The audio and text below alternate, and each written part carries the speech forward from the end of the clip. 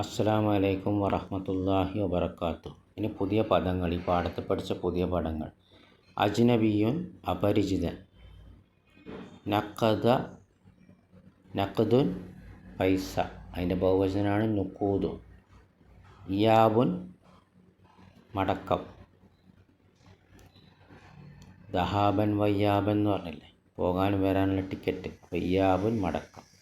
കുർസുൻ, ഗുളിക. അതിൻ്റെ ജമ്മാണ് അഖറാസുൻ. പിന്നെ കിലോഗ്രാം, അതിൻ്റെ ബഹുവചനം കിലോഗ്രാമാത്തുൻ. ദക്കറുൻ, പുരുഷൻ. ദുക്കൂർ, അതിൻ്റെ ബഹുവചനം വജബ യജിബു, നിർബന്ധം. ബലിഅ യബുലഉ, വിതുങ്ങുക. ബലിഅ യബുലഉ.